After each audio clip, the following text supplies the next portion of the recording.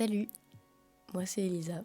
Je suis une fille de la génération 2000, avec tout ce qui s'implique, les hauts, les bas, les histoires, les bails un peu bizarres, les émotions, what the fuck, et évidemment la toxicité via les réseaux sociaux. Je lance ce premier podcast parce que j'avais besoin d'un endroit pour poser mes pensées, mes vécus, mes coups de gueule, mes coups de cœur aussi. Et je me suis dit que vous aussi, vous aurez besoin d'entendre certaines choses un peu tabous. Bien que je sois un peu gênée de faire ce premier podcast, mais je pense que ça pourrait me faire du bien. Moi, j'adore écouter le podcast Hot Girls Only, Sip and Gossip aussi de Magla. Tous ces podcasts où tu as un peu l'impression de parler avec une grande sœur ou ta meilleure pote. Spoiler aussi, je serai la première invitée, moi, sur le podcast d'une copine à moi qui s'appelle Sally. Son podcast, lui, s'appelle Les Insomnies du cœur et je vous assure qu'on racontera plein de choses très croustillantes. Donc soyez à l'affût, je mettrai son arrobase en dessous. Bref, là moi je suis là tranquille, posée avec ma petite tisane. J'espère que vous aussi vous êtes bien installés et surtout que vous allez bien.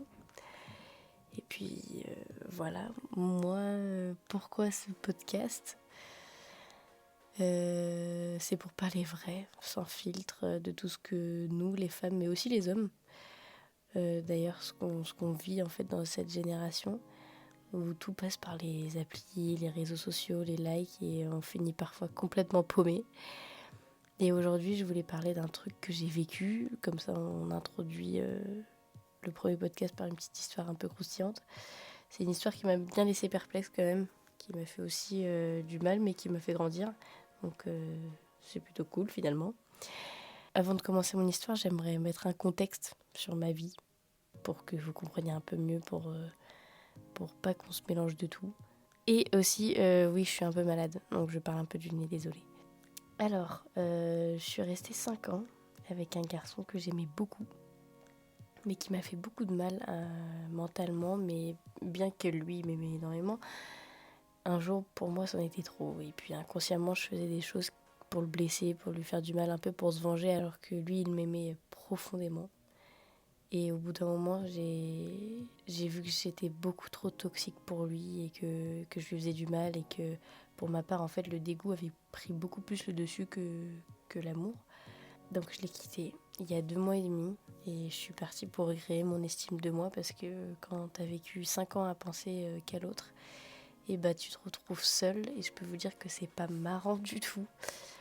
Même si c'est vous qui avez décidé de partir, moi je pensais que j'allais être que dalle, que j'allais être personne sans l'attention des hommes et que finalement bah c'était nul d'être seule, alors que pas du tout. Je suis maintenant extrêmement bien seule, mais ça je le ressens que depuis quoi, 1 semaine, même pas. Mais je travaille sur moi petit à petit et ça fait du bien de le ressentir enfin qu'on est bien seul. Enfin bref, maintenant que vous avez le contexte, je peux vous raconter mon histoire. Bon, je donnerai pas vraiment de détails, ça serait beaucoup trop long et sans suspense surtout. Je préfère que vous imaginez un peu les détails pour que mon histoire soit encore plus folle qu'elle l'est déjà. Du coup, j'ai rencontré un garçon il y a pas si longtemps du tout que ça. C'était quoi, il y a 3 semaines et demie? Je sais pas, mais oui, je peux l'appeler que garçon au vu de l'histoire parce que c'est pas du tout un homme. Enfin bref, il était charmant, un peu mystérieux. Je l'ai rencontré pour le plus grand des hasards. J'étais en stage et lui il travaillait à côté de mon stage, donc je le croisais un peu tous les jours. Et je le trouvais vraiment mignon. Et c'était vraiment que physique.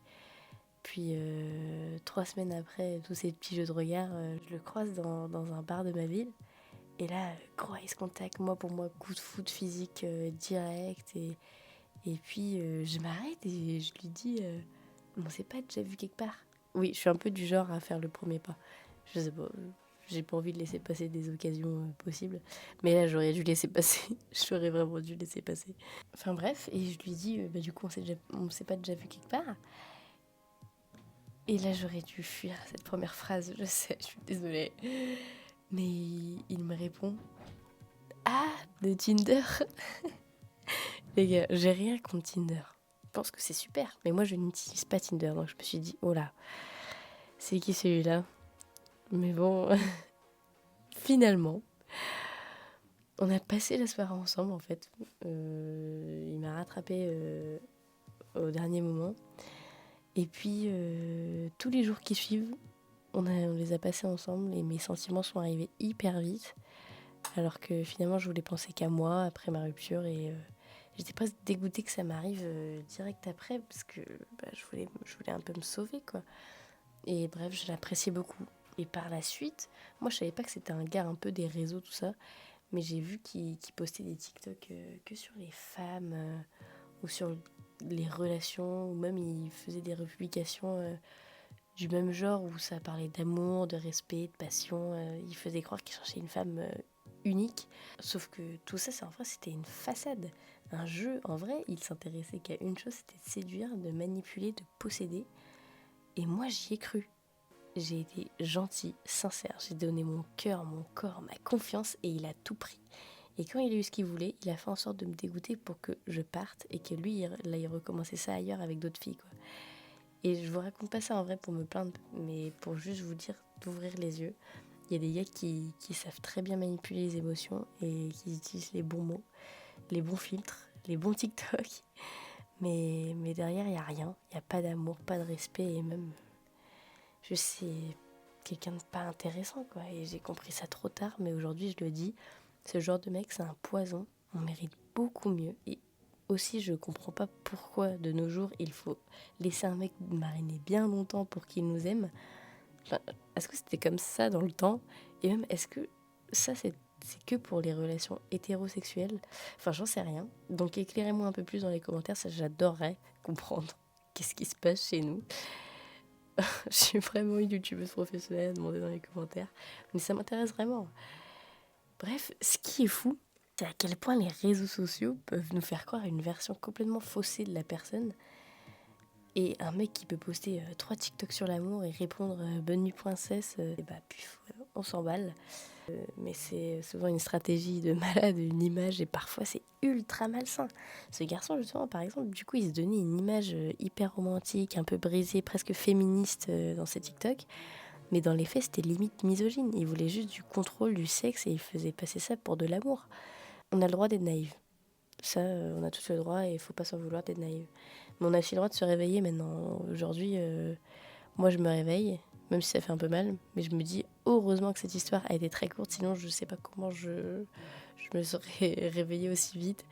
Et puis, comme une grande dame l'a dit, j'espère que vous aurez la ref, si la rencontre était un hasard, la rupture était une nécessité. D'Eva, au cas où, si vous ne voyez pas. Grande TikTokeuse.